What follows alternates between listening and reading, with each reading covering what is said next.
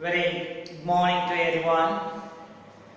In our previous class, we were discussing the objectives of auditing. In that second one, actually, this concept is a very vast one. The objectives of auditing ಅಂತ ನಾವು ಏನು ಹೇಳ್ತಾ ಇದೀವಿ, ಈ concept ಬಹಳ vast ಆಗಿರುವಂತದ್ದು. So ಬಹಳ ಕ್ಲಾಸ್ಗಳನ್ನು ನಾವು ತೆಗೆದುಕೊಂಡಿದ್ದೀವಿ, ಆದರೂ ಕೂಡ in detail we are going here. So it takes a time. The objectives of auditing we are discussing. The objectives of auditing are divided in three categories. First one is the primary objectives, second secondary objectives, and the third one specific objectives. So in that the second objectives, that is the secondary objectives we were discussing. The secondary objectives are once again divided into two categories. That first one, detection and prevention of errors. Second one, detection and prevention of fraud. This fraud aspect is a little bit lengthier one. The fraud aspect in there ಸ್ವಲ್ಪ vast ಆಗಿರುವಂತದ್ದು. So in that, the frauds nothing but what? Intentional misrepresentation of the material fact to make deceive to the someone. ಅಂದ್ರೆ ಬೇಕು ಅಂತಲೇ ಹೇಳಿ ಇನ್ನೊಬ್ಬರಿಗೆ ಗೊತ್ತಿದ್ದು ತಪ್ಪುಗಳನ್ನ ಮಾಡುವ ಮುಖಾಂತರ ಇನ್ನೊಬ್ಬರಿಗೆ ನಷ್ಟವನ್ನ, ಇನ್ನೊಬ್ಬರಿಗೆ ಹಾನಿಯನ್ನ ಮಾಡುವಂತಹ ಒಂದು ಕಾರ್ಯ, ಅದಕ್ಕೆ ನಾವು ಕರಿತೀವಿ ಫ್ರಾಡ್ ಅಂತ ಹೇಳಿ. ಈ ಫ್ರಾಡ್ ಗಳನ್ನ ಮೂರು ಟೈಪ್ ಅಲ್ಲಿ ಮಾಡ್ತಾರೆ ಅಂತ ನಿಮ್ಗೆಲ್ಲ ಗೊತ್ತಿರುವಂತದ್ದೇ. ಮೊದಲನೇದು ಮಿಸ್ಅಪ್ರಾಪ್ರಿಯೇಷನ್ ಆಫ್ ಕ್ಯಾಶ್ ಅಂತ ಹೇಳಿ, second one misappropriation of goods ಅಂತ ಹೇಳಿ, third one manipulation of account or it is also called as a falsification of account. Right? So ಈ ಮೂರು ರೀತಿಯಲ್ಲಿ ಫ್ರಾಡ್ ಗಳನ್ನ ಮಾಡ್ತಾ ಹೋಗ್ತಾರೆ. ಸೊ ಎರಡು ಕಾನ್ಸೆಪ್ಟ್ ಗಳನ್ನ ನಾವು ಆಲ್ರೆಡಿ ಕಲಿತಿದ್ವಿ. ಮೂರು ಕಾನ್ಸೆಪ್ಟ್ ಗಳು, ಮೂರನೇ ಕಾನ್ಸೆಪ್ಟ್ ನಾವು ಅಧ್ಯಯನ ಮಾಡ್ತಾ ಇದ್ದೀವಿ. First one, so manipulation of accounts, misappropriation of goods we had seen, misappropriation of cash we had seen, and today in this class fraudulent manipulation of account in relation to the meaning and objectives of manipulation of account and all things we had seen in the previous class. ಹೌದಾ? Manipulation of account ಮತ್ತೆ objectives of manipulation of account ಏನಿದೆ, ಇವುಗಳಿಗೆ ಸಂಬಂಧಪಟ್ಟ ಹಾಗೆ ನಾವು ಹಿಂದಿನ class ಅಲ್ಲಿ ಅಧ್ಯಯನವನ್ನ ಮಾಡಿದ್ವಿ. And today in this class we are discussing the another concept relating to the manipulation of accounts. What is this manipulation of account?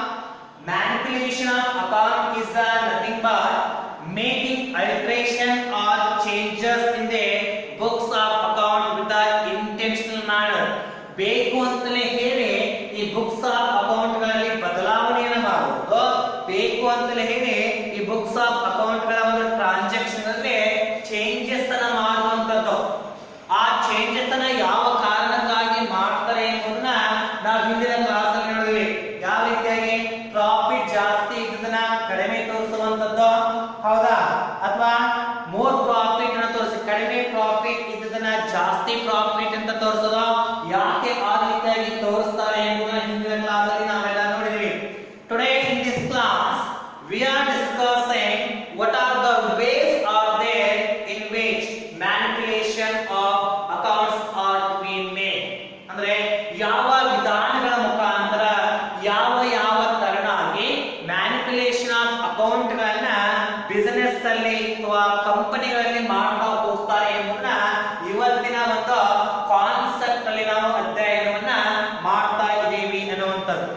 Let me concentrate towards the different ways, the different paths are there to make a manipulation of account. ಹಾಗಾದ್ರೆ ಯಾವ ಹಾದಿಗಳ ಮುಖಾಂತರ, ಯಾವ different ವೇಗಳ ಮುಖಾಂತರ manipulation of account ನ ಮಾಡ್ತಾ ಹೋಗ್ತಾರೆ ಎಂಬುದನ್ನ ನಾವು ಇವತ್ತಿನ ಕ್ಲಾಸ್ ಅಲ್ಲಿ ನೋಡ್ತಾ ಹೋಗೋಣ. Let me start here. The first way of manipulation of accounting is by not providing any depreciation on fixed assets.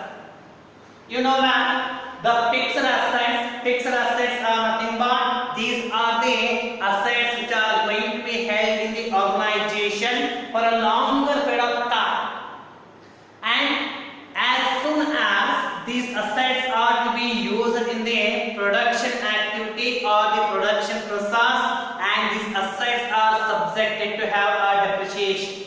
ಹೌದಾ?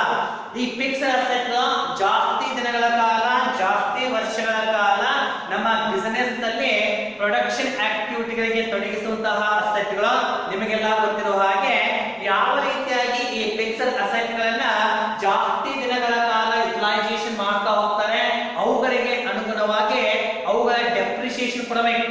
ಹೌದಾ? ನಾವು ಸ್ಟ್ರೇಟ್ ಲೈನ್ ಮೆಥಡ್ ಮುಖಾಂತರ ಕೊಡ್ತೇವೆ ಅಥವಾ ರಿಟರ್ನ್ ಡೌನ್ ವ್ಯಾಲ್ಯೂ ಮೆಥಡ್ ಮುಖಾಂತರ ಅವುಗಳನ್ನ ನಾವು ಡೆಪ್ರಿಸಿಯೇಷನ್ ಕೊಡ್ತೀವಿ. ಆದ್ರೆ ಆ ಅಕೌಂಟ್ ಗಳಿಗೆ ಈಗ ಡೆಪ್ರಿಸಿಯೇಷನ್ ಕೊಡಂಗಿಲ್ಲ. ಫಾರ್ ಎಕ್ಸಾಂಪಲ್ ಈಗ ಮಷಿನರಿ ಅಕೌಂಟ್ ಆಗಿರ್ಬೋದು, ಫರ್ನಿಚರ್ ಆಗಿರ್ಬೋದು, ಬಿಲ್ಡಿಂಗ್ ಆಗಿರ್ಬೋದು, ಇವುಗಳಿಗೆ ಯಾವುದೇ ರೀತಿಯಲ್ಲಿ ಡೆಪ್ರಿಸಿಯೇಷನ್ ಕೊಡಂಗಿಲ್ಲ. ಡೆಪ್ರಿಸಿಯೇಷನ್ ಕೊಡೋದಿಲ್ಲ. Depreciation is not chargeable. ಅಂದ್ರೆ ಏನಂತ? ಡೆಪ್ರಿಸಿಯೇಷನ್ ಲೆಸ್ ಆಗೋದಿಲ್ಲ ಅಂತ ಹೇಳಿ. ಈಗ ಡೆಪ್ರಿಸಿಯೇಷನ್ ಲೆಸ್ ಆಗೋದಿಲ್ಲ ಅಂದ್ರೆ ಅಸೆಟ್ ವ್ಯಾಲ್ಯೂ ಕಡಿಮೆ ಆಗೋದಿಲ್ಲ. ಅಸೆಟ್ ವ್ಯಾಲ್ಯೂ ಕಡಿಮೆ ಆಗೋದಿಲ್ಲ ಇದರ ಅರ್ಥ ಏನಪ್ಪಾ ಅಂದ್ರೆ it will put a impact on the financial position of the organisation. If they are not providing a depreciation, then surely the financial position of the organization will be more at the end of the year. ಹೌದಾ? Depreciation ಕೊಡೋದಿಲ್ಲ ಅಂತ ಹೇಳಿದ್ರೆ automatically balance sheet ಜಾಸ್ತಿ ಪ್ರಮಾಣದಲ್ಲಿ ಇರುವಂತಹ ಒಂದು ವ್ಯಾಲ್ಯೂವನ್ನು ತೋರಿಸ್ತಾ ಹೋಗುತ್ತೆ. ಅಸೆಟ್ ಗಳ ವ್ಯಾಲ್ಯೂಗಳು ಜಾಸ್ತಿ ಆಗುತ್ತೆ, ವೆಲ್ತ್ ಆಫ್ ದ ಕಂಪನಿ ಕೂಡ ಜಾಸ್ತಿ ಆಗುತ್ತೆ. ಇದು ತಪ್ಪು. ಬೇಕು ಅಂತ ಯಾಕೆ ಈ ರೀತಿಯಾಗಿ ಮಾಡ್ತಾರೆ? ಜಾಸ್ತಿ ಅಟ್ರಾಕ್ಷನ್ ಮಾಡುವ ಸಲುವಾಗಿ, ಬ್ಯಾಂಕ್ಗಳಿಂದ ಲೋನ್ ಅನ್ನು ತೆಗೆದುಕೊಳ್ಳುವ ಸಲುವಾಗಿ ಅವರು ಈ ರೀತಿಯಾಗಿ ಮಾಡ್ತಾರೆ ಎನ್ನುವಂಥದ್ದು. Second one, by providing more or less depreciation than what it is desirable. Yes. So here what they are making in relation to the fixed asset, they are charging a high depreciation as compared to the actual one, or less depreciation as compared to the actual. ಅಂದ್ರೆ ಈ fixed asset ಗಳಿಗೆ ಸಂಬಂಧಪಟ್ಟ ಹಾಗೆ depreciation charge ಮಾಡುವಾಗ ನಿಜವಾಗ್ಲೂ depreciation value ಎಷ್ಟಿರುತ್ತೆ ಅದಕ್ಕಿಂತ ಜಾಸ್ತಿ ಆದ್ರೂ ಚಾರ್ಜ್ ಮಾಡೋದು ಅಥವಾ ಅದಕ್ಕಿಂತ ಕಡಿಮೆ ಆದ್ರೂ ಚಾರ್ಜ್ ಅನ್ನು ಮಾಡುವುದು. ಡೆಪ್ರಿಸಿಯೇಷನ್ 10,000 ಇದ್ರೆ ಅದಕ್ಕಿಂತ ಕಡಿಮೆ 5,000 ಮಾಡಲಿ, 7,000 ಆದ್ರೂ ಮಾಡೋದು. ಅಥವಾ ಡೆಪ್ರಿಸಿಯೇಷನ್ 10,000 ಇದ್ರೆ ಎಕ್ಸಾಕ್ಟ್ ಆಗಿ 15,000 ಅಥವಾ 16,000 ಆದ್ರೂ ಮಾಡೋದು. ಯಾಕೆ ಈ ರೀತಿಯಾಗಿ ಮಾಡ್ತಾರೆ ಅಂತ ಹೇಳಿದ್ರೆ ಅಸೆಟ್ ಗಳ ವ್ಯಾಲ್ಯೂನ ಚೇಂಜಸ್ ಮಾಡುವಾಗ ಬ್ಯಾಲೆನ್ಸ್ ಶೀಟ್ ಸ್ಟೇಟಸ್ ಕೂಡ ಚೇಂಜಸ್ ಆಗಿರುತ್ತೆ. ಹೌದಾ? ಬ್ಯಾಲೆನ್ಸ್ ಶೀಟ್ ಸ್ಟೇಟಸ್ ಚೇಂಜ್ ಆದ್ರೆ ಆಟೋಮೆಟಿಕ್ಲಿ ಪ್ರಾಫಿಟ್ ದ ಭಾಗ ಕೂಡ ಚೇಂಜ್ ಆಗುತ್ತೆ. ರೈಟ್? ಡೆಪ್ರಿಸಿಯೇಷನ್ ಚೇಂಜ್ ಆಯ್ತು, ಅದರ ಇಂಪ್ಯಾಕ್ಟ್ ಪ್ರಾಫಿಟ್ ಅಂಡ್ ಲಾಸ್ ಮೇಲೆ ಆಗುತ್ತೆ. ಅಂದ್ರೆ ಪ್ರಾಫಿಟ್ ಅನ್ನ ಜಾಸ್ತಿ ತೋರಿಸಬೇಕು ಅಥವಾ ಪ್ರಾಫಿಟ್ ಅನ್ನ ಕಡಿಮೆ ತೋರಿಸಬೇಕು. ಇವೆರಡು ಉದ್ದೇಶಗಳಿಗೆ ಅನುಗುಣವಾಗಿ ಅವರು ಡೆಪ್ರಿಸಿಯೇಷನ್ ಜಾಸ್ತಿ ಆದ್ರೂ ತೋರಿಸಬಹುದು ಅಥವಾ ಡೆಪ್ರಿಸಿಯೇಷನ್ ಕಡಿಮೆ ಆದ್ರೂ ತೋರಿಸಬಹುದು. ಈ ರೀತಿಯಾಗಿ ಮ್ಯಾನಿಪ್ಯುಲೇಷನ್ ಆಫ್ ಅಕೌಂಟ್ಸ್ ಅನ್ನ ಮಾಡ್ತಾರೆ ಎನ್ನುವಂಥದ್ದು. Third one, overvaluation and undervaluation of liability. They are making a changes in relation to the liabilities of the organization. It may be a short-term liability or it may be a long-term liability. Balance sheet the liability side ಅಲ್ಲಿ ಇರ್ತಾ ಇರುವಂತ liability ನೋಡ್ರಿ ಬನ್ನಿ. ಅದರಲ್ಲಿ bank over draft ಆಗಿರ್ಬೋದು, bank ಲೋನ್ಗಳಾಗಿರ್ಬೋದು, ಇವುಗಳಲ್ಲಿ ಬದಲಾವಣೆಯನ್ನು ಮಾಡುವಂತದ್ದು ಜಾಸ್ತಿ ಆದ್ರೂ ತೋರಿಸಬಹುದು ಅಥವಾ ಕಡಿಮೆ ಆದ್ರೂ ತೋರಿಸಬಹುದು. ಈಗ ಕಡಿಮೆ ಲಯಬಿಲಿಟಿಗಳನ್ನ ನಾವು ಏನಾದ್ರೂ ತೋರಿಸಿದೀವಿ ಅಂತ ಹೇಳಿದ್ರೆ ಅದರ ಮುಖಾಂತರ ನಾವು ನಮ್ಮ ಒಂದು ಸ್ಟೇಟಸ್ ನ ಇನ್ಕ್ರೀಸ್ ಮಾಡಿದಂಗಾಗುತ್ತೆ. ಲಯಬಿಲಿಟಿ ಭಾಗ ಕಡಿಮೆ ಆಯ್ತು ಅಂದ್ರೆ self sufficiency of the company increase ಆಗುತ್ತೆ. ಅಂದ್ರೆ ಲಯಬಿಲಿಟಿ ಕಡಿಮೆ ಆಯ್ತು, ಹೊಣೆಗಾರಿಕೆ ಕಡಿಮೆ ಆಯ್ತು, ಲಯಬಿಲಿಟಿ ಕಡಿಮೆ ಆಯ್ತಂದ್ರೆ ಅಸೆಟ್ ದ ಭಾಗ ಜಾಸ್ತಿ ಆಗಿದೆ, ಪ್ರಾಫಿಟ್ ದ ಭಾಗ ಜಾಸ್ತಿ ಆಗಿದೆ ಅಂತ ಹೇಳಿ ಅರ್ಥವನ್ನ ಕೊಡುತ್ತೆ. ಹೌದಾ? ಅದಕ್ಕೆ ಇಲ್ಲಿ ಆ ಲಯಬಿಲಿಟಿಗಳಲ್ಲಿ ಬದಲಾವಣೆ. ಫಾರ್ ಎಕ್ಸಾಂಪಲ್ ಈಗ ಬ್ಯಾಂಕ್ ಲೋನ್ ತೆಗೆದುಕೊಳ್ಳೋಣ. ಬ್ಯಾಂಕ್ ಲೋನ್ 8 lakh ಇದೆ ಅಂತ ಹೇಳಿದ್ರೆ ಅದನ್ನ ನಾವು ಜಾಸ್ತಿ ಆಗಿ ತೋರಿಸಬಹುದು. ಜಾಸ್ತಿ ತೋರಿಸಿದ್ವಿ ಅಂತಂದ್ರೆ ಲೋನ್ ಭಾಗ ಜಾಸ್ತಿ ಇದೆ, ಲಾಸ್ ಭಾಗ ಜಾಸ್ತಿ ಆಗಿದೆ ಅಂತ ಹೇಳ್ಕೋಬಹುದು. ರೈಟ್? ಈಗ loan at the end of the year ನಾವು ಲೋನ್ ಅನ್ನ ಎಲ್ಲ ತೀರಿಸಿದ್ದೀವಿ ಅಂತ ಹೇಳಿದ್ರೆ ಅದರ ಅರ್ಥ ಏನು? ಪ್ರಾಫಿಟ್ ಅರ್ನಿಂಗ್ ಕೆಪಾಸಿಟಿ ಜಾಸ್ತಿ ಆಗಿದೆ ಮತ್ತೆ ಬಿಸಿನೆಸ್ ಪ್ರಾಫಿಟ್ ಅನ್ನ ಗಳಿಸೋದ್ರಲ್ಲಿ ಸಕ್ಷಮ ಆಗಿದೆ ಎಂಬುದನ್ನ ಇನ್ಫಾರ್ಮೇಶನ್ ಕೊಡೋದು.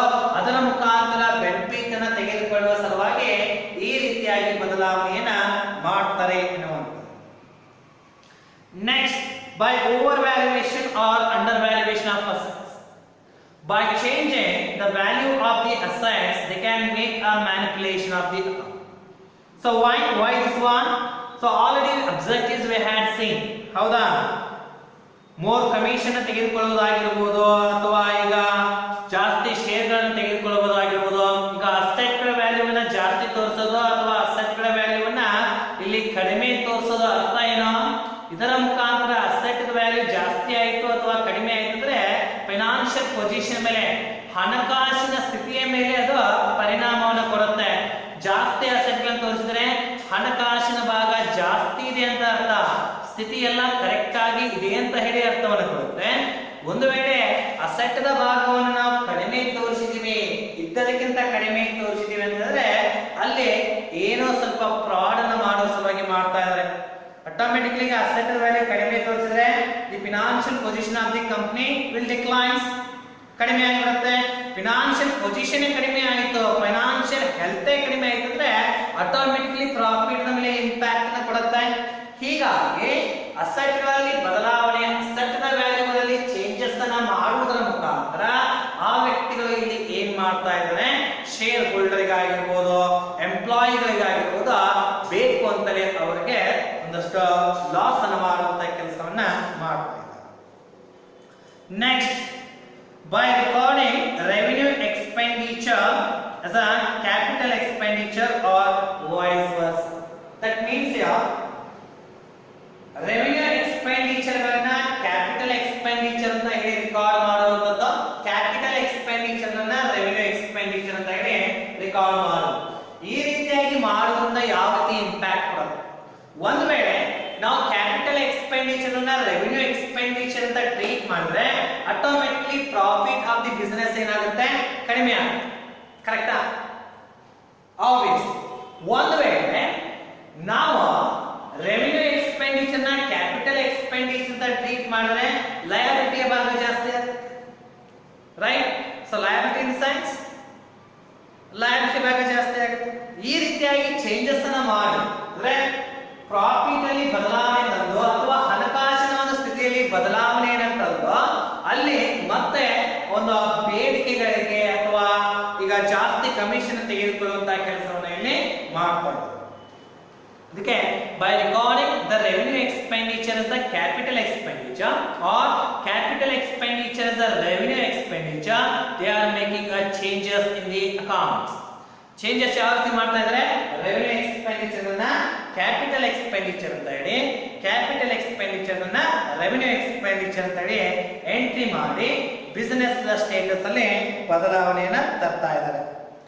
Next, by recording fictitious sales and return outward to show less profit, or by recording fictitious sales and return outwards to show a less profit. ಇಲ್ಲದೆ ಇರುವಂತಹ sales ಅನ್ನು ತೋರಿಸುವಂತದ್ದು. ಸೇಲ್ಸ್ ಆಗಿದೆ ಆದರೆ ಸೇಲ್ಸ್ ಆಗೇ ಇಲ್ಲ, ಆಕ್ಚುಲಿ ಹಣ ಬಂದಿಲ್ಲ, ಅಥವಾ ಸೇಲ್ಸ್ ಆದಂತದ್ದು ರಿಟರ್ನ್ ಆಗಿದೆ ಅಂತ ಹೇಳಿ ತೋರಿಸುವಂತದ್ದು. ಸೊ ಸೇಲ್ಸ್ ಮಾಡಿರ್ತೀವಿ, ಅದು ಸೇಲ್ಸ್ ಆಗಿದ್ದು ಹೊಳ್ಳಿ ವಾಪಸ್ ಬಂದಿರೋದಿಲ್ಲ, ಆದ್ರೂ ಕೂಡ ಇಲ್ಲಿ ಸೇಲ್ಸ್ ರಿಟರ್ನ್ ಆಗಿದೆ ಅಂತ ಹೇಳಿ ತಪ್ಪಾದ ಮಾಹಿತಿಯನ್ನ ಎಂಟ್ರಿ ಮಾಡೋದ್ರ ಮುಖಾಂತರ ಲೆಸ್ ಪ್ರಾಫಿಟ್ ಅನ್ನ ತೋರಿಸೋದು. ಹೌದಾ? ಸೇಲ್ಸ್ ಆದಾಗ ಪ್ರಾಫಿಟ್ ಆಗುತ್ತೆ, ಇಲ್ಲಿ ಸೇಲ್ಸ್ ಆದನ್ನ ಸೇಲ್ಸ್ ರಿಟರ್ನ್ ಆಗಿದೆ ಅಂತ ಹೇಳಿ ರಾಂಗ್ ಎಂಟ್ರಿ ಮಾಡಿ ಆಟೋಮೆಟಿಕ್ಲಿ ಏನ್ ಮಾಡ್ತಾ ಇದ್ದಾರೆ, ಲೆಸ್ ಪ್ರಾಫಿಟ್ ಅನ್ನ ತೋರಿಸ್ತಾ ಇದ್ದಾರೆ. Next one, by recording fictitious purchase and return inwards to show less profit. So ಇಲ್ಲಿ fictitious ಆಗದೇ ಇರುವಂತಹ ಒಂದಷ್ಟು ಪರ್ಚೇಸ್ ಅನ್ನ ಮಾಡಿ, ಪರ್ಚೇಸ್ ಆಗಿಲ್ಲ ರೈಟ್, ಆದ್ರೂ ಪರ್ಚೇಸ್ ಅನ್ನ ತೋರಿಸ್ತಾರೆ ಅಂದ್ರೆ ಅಮೌಂಟ್ ಬಿಸಿನೆಸ್ ನ ಹೋಗಿದೆ ಅಂತ ಹೇಳಿ ಅಂತ. ಅದ್ರ ಜೊತೆಗೆ ರಿಟರ್ನ್ ಇನ್ವಾರ್ಡ್ಸ್, ಸೇಲ್ಸ್ ರಿಟರ್ನ್ ಆಗಿದೆ. ಹೌದಾ? Inwards in the sense sales return, sales ಆಗಿದ್ರು ಅದನ್ನ ಸೇಲ್ಸ್ ರಿಟರ್ನ್ ಅಂತ ತೋರಿಸಿ. ಯಾಕೆ ಈ ರೀತಿಯಾಗಿ ಮಾಡ್ತಾರೆ? ಇಲ್ಲದೆ ಇರುವಂತಹ ಪರ್ಚೇಸ್ ಅನ್ನ ಎಂಟ್ರಿ ಮಾಡ್ತಾರೆ, ಇಲ್ಲದೆ ಇರುವಂತಹ ಸೇಲ್ಸ್ ರಿಟರ್ನ್ ಅನ್ನ ಎಂಟ್ರಿ ಮಾಡ್ತಾ ಇದ್ದಾರೆ. ಇದರ ಅರ್ಥ ಏನಪ್ಪಾ ಅಂದ್ರೆ ಪ್ರಾಫಿಟ್ ಅನ್ನ ಕಡಿಮೆ ತೋರಿಸುವಂತಹ ಉದ್ದೇಶ ಉದ್ದೇಶ, ರೈಟ್. ಸೊ ಇದು ಕೂಡ ಫಾಲ್ಸಿಫಿಕೇಶನ್ ಆಫ್ ಅಕೌಂಟ್ಸ್ ಅಥವಾ ಮ್ಯಾನಿಪುಲೇಷನ್ ಆಫ್ ಅಕೌಂಟ್ ಅಲ್ಲೇ ಬರುವಂತಹ ಒಂದು ಭಾಗ ಅಂತ ನಾವು ಕರೀತಾರೆ. Next, by crediting profit and loss account with the incomes which will be received in the next year. In order to show a more profit, right, in the business organization, what is the high officials of the organizations are making, the incomes which are related to the next year or to the future year, those incomes are showing in the current year's profit. ಹೌದಾ?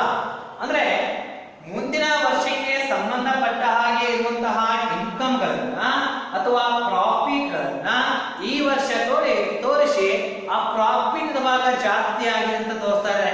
Actually ಇದು wrong. ಯಾಕೆ? ಮುಂದಿನ ವರ್ಷ ಏನು ಬರಬೇಕಾದಂತ ಇನ್ಕಮ್ಗಳಿವೆ ಅವುಗಳನ್ನ ಮುಂದಿನ ವರ್ಷವೇ ತೋರಿಸಬೇಕು. ನಾವು ಅಕೌಂಟ್ ಮಾಡುವಾಗ ನೋಡಿದ್ದೇವೆ. So if any incomes are related to the next year, those all things were to be made a less ಮಾಡ್ತಾ ಇದೀವಿ ನಾವು. ಸೊ ಅದೇ ರೀತಿಯಾಗಿ ಇಲ್ಲಿ ಪ್ರಾಫಿಟ್ ನ ಜಾಸ್ತಿ ತೋರಿಸಬೇಕು ಅನ್ನುವಂತಹ ಕಾರಣಕ್ಕಾಗಿ ಏನ್ ಮಾಡ್ತಾ ಇದ್ದಾರೆ ಅವರು, ನೆಕ್ಸ್ಟ್ ಇಯರ್ ಅಲ್ಲಿ ಬರಬೇಕಾದಂತಹ ಇನ್ಕಮ್ ಗಳನ್ನು ಕೂಡ ಇಲ್ಲಿ ಈ ವರ್ಷ ತೋರಿಸ್ತಾ ಇದ್ದಾರೆ. Next, by not crediting profit and loss account with the incomes which will be received, by not crediting profit and loss account with the incomes which are accrued due but which have not been actually received, right, not showing. So on accrual basis, whether amount is received or not, that is immaterial, but transaction, occurrence of the transaction is very important. ಹೌದಾ? ಆ transaction ಆಯ್ತು ಅಂದ್ರೆ ಆ transaction ಮೇಲೆ ಬರಬೇಕಾದಂತ amount ಇಂದೆಲ್ಲ ನಾಳೆ ಬರುತ್ತೆ ಅನ್ನೋ ಕಾರಣಕ್ಕಾಗಿ ಅವುಗಳನ್ನ ರೆಕಾರ್ಡ್ ಮಾಡಬೇಕು ಅಂತ ಅಕ್ರೂವಲ್ ಕಾನ್ಸೆಪ್ಟ್ ಹೇಳುತ್ತೆ. ಹೌದಾ? ಸೇಲ್ಸ್ ಮಾಡಿದ್ವಿ, ಕ್ರೆಡಿಟ್ ಬೇಸ್ ಮೇಲೆ 10,000 ಅಮೌಂಟ್ ಬರಬೇಕಾಗಿತ್ತು, ಅದರಲ್ಲಿ 5,000 ಬಂದಿದೆ, ಇನ್ನು 5,000 ಬರಬೇಕು, ಔಟ್ಸ್ಟ್ಯಾಂಡಿಂಗ್ ಡ್ಯೂ ಬರಬೇಕಾಗಿದೆ. ಆ ಡ್ಯೂ ಬರೋದಕ್ಕೂ ಕೂಡ ಎಂಟ್ರಿ ಮಾಡ್ಬೇಕು ನಾವು. ಆದ್ರೆ ಇಲ್ಲಿ ಅವರು ಅದನ್ನ ಎಂಟ್ರಿನೇ ಮಾಡಂಗಿಲ್ಲ. ಬರಬೇಕಾದಂತಹ amount yet to be received income is not showing. That means what here? They are showing a less profit. Actually, that 5,000 is the profit of the business organization now, but they are not showing that one. That means here the top officials of the organization are intended to show a less profit. ಹೌದಾ? Less profit ಅನ್ನು ತೋರಿಸ್ತಾರೆ. ಇದು ಒಂದು way ಅಂತ ಕರೀತಾರೆ. By not recording some items of expenses to show more profit. So in order to show the more profit in the organization, the expenses are not be shown with the profit and loss. Profit ಅನ್ನ ಜಾಸ್ತಿ ತೋರಿಸಬೇಕು ಅನ್ನುವಂತಹ ಕಾರಣಕ್ಕಾಗಿ ಕೆಲವೊಂದು expenses ಗಳನ್ನ profit and loss account ಅಲ್ಲಿ ಇಲ್ಲಿ ಎಂಟ್ರಿನೇ ಮಾಡೋದಿಲ್ಲ ಅನ್ನುವಂಥದ್ದು. ಹೌದಾ? Profit and loss account debit side ಏನ್ ಹಾಕ್ತೇವೆ ನಾವು, ಅದು ಅಡ್ವರ್ಟೈಸ್ಮೆಂಟ್ ಎಕ್ಸ್ಪೆನ್ಸಸ್ ಆಗಿರ್ಬೋದು ಅಥವಾ ಸ್ಟೇಷನರಿ ಎಕ್ಸ್ಪೆನ್ಸಸ್ ಆಗಿರ್ಬೋದು, ಇಲ್ಲಿ ಪ್ರಾಫಿಟ್ ನ ಕಡಿಮೆ ತೋರಿಸಬೇಕು.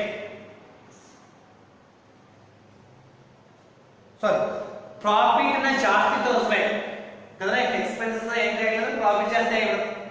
ಇಲ್ಲಿ ಎಕ್ಸ್ಪೆನ್ಸಸ್ ಗಳನ್ನ ಎಂಟ್ರಿ ಮಾಡದೇ ಇದ್ರೆ ಆಟೋಮೆಟಿಕ್ಲಿ ಪ್ರಾಫಿಟ್ ಜಾಸ್ತಿ ಆಗಿರುತ್ತೆ. ಈ ಪ್ರಾಫಿಟ್ ಜಾಸ್ತಿ ಆಯಿತು ಅಂದ್ರೆ ಆಟೋಮೆಟಿಕಲಿ ಅದರ ಮುಖಾಂತರ ಟಾಪ್ ಅಫಿಷಿಯಲ್ಸ್ ಯಾವ ರೀತಿಯಾದಂತಹ ಅಬ್ಜೆಕ್ಟ್ ಗಳನ್ನ ತೆಗೆದುಕೊಳ್ತಾರೆ ಅಂತ ನಾವು ಹಿಂದಿನ ಕ್ಲಾಸ್ ಅಲ್ಲಿ ನೋಡಿದ್ದೇವೆ. Okay, next, by recording some fictitious expenses to show less profit. Yes, so fictitious, these expenses are not at all in a picture. Not at all in a picture. Those expenses are to be shown with the debit side of the profit and loss account. So illade iruvanತಹ ಒಂದಷ್ಟು expenses ಗಳನ್ನ ತೋರಿಸೋದರ ಮುಖಾಂತರ ಆ ಒಂದು business ಗೆ ಸಂಬಂಧಪಟ್ಟ ಹಾಗೆ profit ಅನ್ನು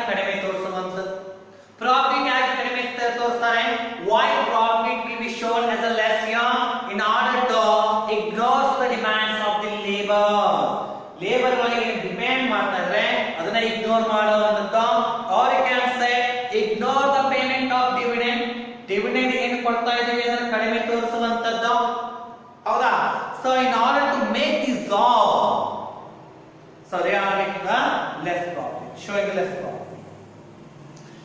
Next, by recording, by not providing outstanding liabilities or prepaid expenses in order to show a more profit.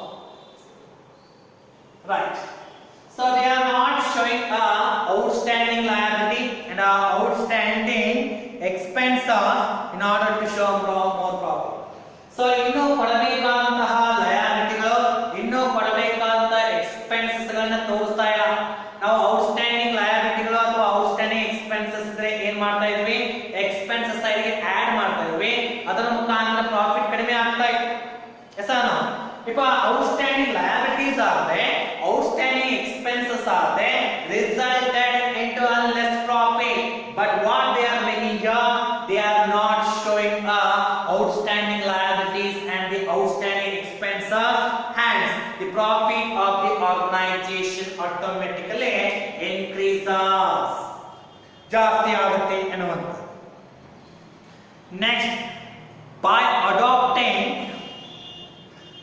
a window dressing, that is by showing outwardly a more prosperous position of the business than what it is actually. Means window dressing. Window dressing is a concept in which they are going to show the prosperous position of the business outside than what actually is there inside. Means here window dressing ಅರ್ಥ ಏನಪ್ಪಾ ಅಂದ್ರೆ, ಹೊರಗಡೆ business ಗೆ, ಹೊರಗಡೆ ಒಂದು ಜಗತ್ತಿಗೆ business healthy ಆಗಿದೆ, ಅದು ಕರೆಕ್ಟ್ ಆಗಿ ಪ್ರಾಫಿಟ್ ನ ತೋರಿಸ್ತಾ ಇದೆ, ಕರೆಕ್ಟ್ ಆಗಿ ಪ್ರಾಫಿಟ್ ಅರ್ನ್ ಮಾಡ್ತಾ ಇದೆ, health of the business correct ಇದೆ ಅಂತ ತೋರಿಸುವಂತದ್ದು. ಒಳಗಡೆ ಏನಿರುತ್ತೆ ಅದನ್ನ ಬಿಟ್ಟೆ ತೋರಿಸುವಂತ. So actual status of business ಏನಿರುತ್ತೆ ಅದನ್ನ ಬಿಟ್ಟು ನಮ್ದು ಸ್ಟೇಟಸ್ ಕರೆಕ್ಟ್ ಆಗಿದೆ, ನಮ್ದು ಪ್ರಾಫಿಟ್ ಭಾಗ ಕರೆಕ್ಟ್ ಆಗಿದೆ, ಇವನ್ನೆಲ್ಲವನ್ನ ಫಾಲ್ಸ್ ಆಗಿ ತೋರಿಸುವಂತದ್ದು, ಅದಕ್ಕೆ ವಿಂಡೋ ಡ್ರೆಸ್ಸಿಂಗ್ ಅಂತ ಕರೀತಾರೆ. So window dressing is a process by which balance sheet is made to show state of affairs far better than what actually it is. Window dressing is a concept where they are going to show a balance sheet in a better manner as compared to the actual one. Means balance sheet position ಏನಿರುತ್ತೆ actual ಆಗಿ ಅದನ್ನ ಬಿಟ್ಟು ಅದಕ್ಕಿಂತ ಜಾಸ್ತಿ ಚೆನ್ನಾಗಿದೆ ಅಂತ ಹೇಳಿ ತೋರಿಸುವಂತಹ ಒಂದು ಕಾನ್ಸೆಪ್ಟ್, ಆ ಕಾನ್ಸೆಪ್ಟ್ ಗೆ ನಾವು ಕರೀತೀವಿ ವಿಂಡೋ ಡ್ರೆಸ್ಸಿಂಗ್ ಅಂತ ಹೇಳಿ. ಹೌದಾ? ಅರ್ಥ ಏನು? ಅಸೆಟ್ ಭಾಗ ಜಾಸ್ತಿ ತೋರಿಸುವಂತದ್ದು, ಲಯಾಬಿಲಿಟಿ ಭಾಗ ಕಡಿಮೆ ತೋರಿಸುವಂತದ್ದು. ಎಷ್ಟು ಅಸೆಟ್ ಇರುತ್ತೆ ಅದಕ್ಕಿಂತ ಜಾಸ್ತಿ ತೋರಿಸೋದು, ಲಯಾಬಿಲಿಟಿ ಎಷ್ಟಿರುತ್ತೆ ಅದಕ್ಕಿಂತ ಕಡಿಮೆ ತೋರಿಸೋದು. ಇದಕ್ಕೆ ನಾವು ಕರೀತಿರೋದು ವಿಂಡೋ ಡ್ರೆಸ್ಸಿಂಗ್ ಅಂತ ಹೇಳಿ. ಆಕ್ಚುಯಲ್ ಅಸೆಟ್ ಗಳ ಪೊಸಿಷನ್, ಆಕ್ಚುಯಲ್ ಲಯಬಿಲಿಟಿಗಳನ್ನ ಬಿಟ್ಟು ಅದಕ್ಕಿಂತ ಜಾಸ್ತಿ ಅಸೆಟ್ ಗಳು ಅಥವಾ ಕಡಿಮೆ ಲಯಬಿಲಿಟಿ ತೋರಿಸಿದ್ರೆ ಆ ಒಂದು ಕಾನ್ಸೆಪ್ಟ್ ಗೆ ನಾವು ಕರೀತಿದ್ವಿ ವಿಂಡೋ ಡ್ರೆಸ್ಸಿಂಗ್ ಅಂತ ಹಾಕಿ. So these are the important ways in which a manipulation of accounts in the sense changes or the alteration in the accounts are going to be made by the top officials of the organization. So these are the concepts we have discussed today, and tomorrow we are going to discuss the concept called window dressing. Window dressing and how window dressing is going to be made, or different ways of showing a window dressing. Okay, thank you.